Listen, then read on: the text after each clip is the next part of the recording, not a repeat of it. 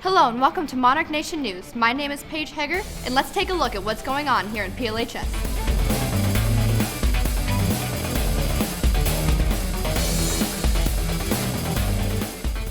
Now is the time that students are starting to buckle down on their grades so that they can hit the class rank that they want. But that might not be the case in a few years. Austin and Patrick took a look into what some of the changes to the class rank are going to be. So you may have heard about the recent changes to class rank that our district and a few others are adopting for the class of 2020. But if you haven't, we talked to PLHS Administrator Dr. O'Hanlon to get more information. Yes, class rank was getting in the way of students taking the courses that they were truly interested in and they weren't exploring electives that maybe had some post-secondary interest for them.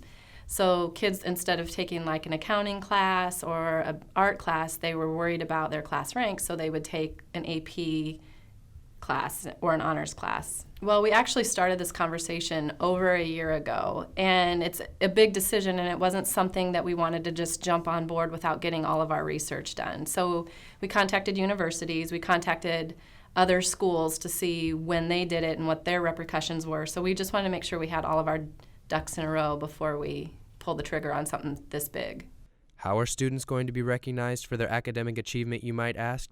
Well, the Laude recognition model will be used, summa cum laude being the highest honor, magna cum laude with great honor, and cum laude with regular honor. And keep in mind that the same mark point average will be used as before, with advanced placement being a 5.0 and honors being a 4.5 scale. I think it moves the pressure. Before, the pressure was among students, and now it's going to be within a student themselves. So now the goal is going to be, instead of I want to be number one, it's going to be I want to be summa cum laude, so I need to hit this goal for myself, and it doesn't matter what everybody else is doing. I only have to worry about me. So I think we're still going to see students with pressure for a certain goal, but it's not going to be competitive between students. Mostly positive feedback, because now students are excited about they can take a study hall if they need to, especially when students are super busy during certain semesters. They can explore some of the academy options that they were hesitant to do because it would get in the way of the weighted and honors options. So mostly positive. The negative that I've heard is, gosh, I wish it would have been my class too, and why can't we start it right away? Class rank isn't the only thing that students are worried about this time of year. In this week's Student Spotlight, Emma Dargy tells us about herself and the busy schedule that she has.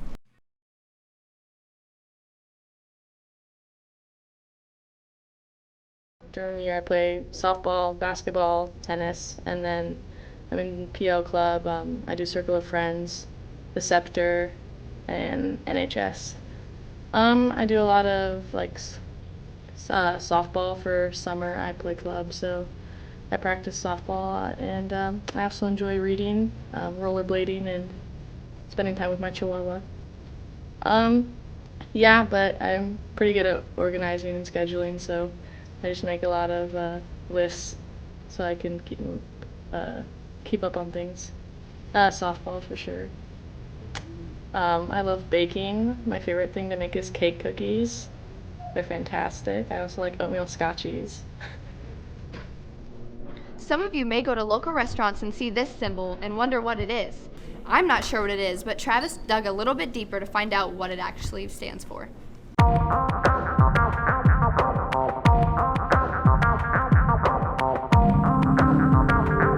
Cooperation Best is our school business partnership program.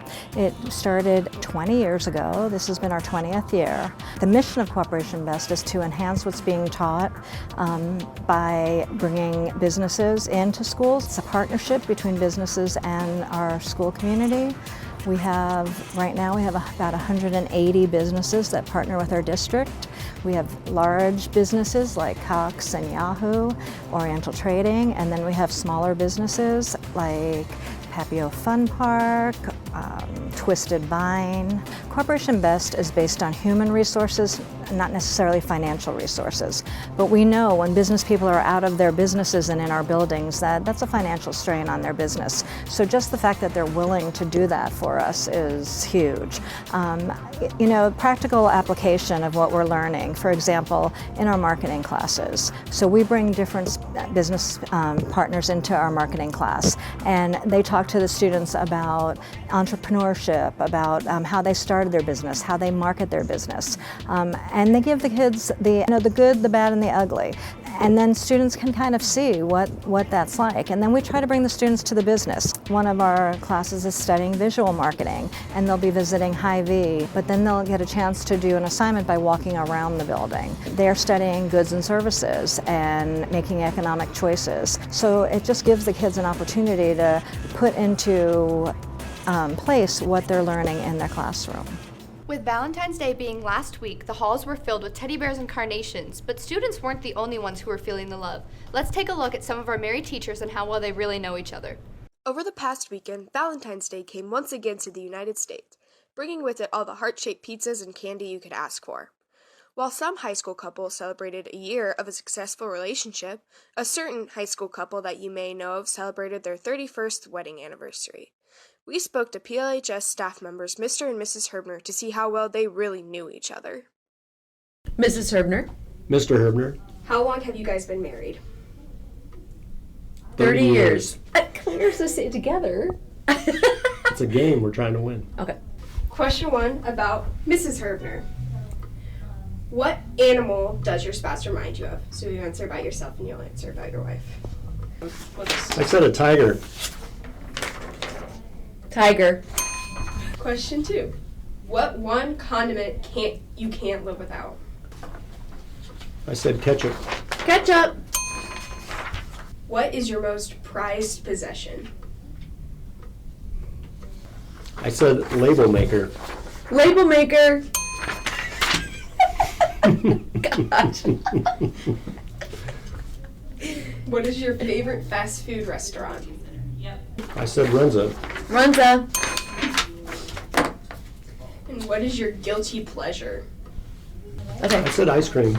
Oh, dang it. I was going to say that. Cheetos. That was my One or the next other. choice. Yep. Okay. Okay, the next 5 are about Mr. Herbner. What's the best gift? Like your most favorite gift? My most favorite? Mm-hmm. I said a replacement wedding ring. I put his Deadliest Catch autograph. Oh, yeah. Okay. It's trying to be nice. Quit trying to be nice. Be honest. Who is your celebrity crush? I said Clint Eastwood. Oh, dang it. Charlton has tonight. Okay. Almost put that Did one. you old guys, do they count? Is that an old guy? Basically? Half a point. Yeah. Which habit of Mrs. Herbner's do you dislike the most? I said sporkle. I put cleaning frenzies. I almost said cleaning. Okay. What size shoe do you wear? Ooh, him? Mm-hmm. Crap. I put 10 and a half, 11. 11. Whew. Okay. What color are his eyes? Okay. What'd you say? Hazel. Ah, thank you, Hazel.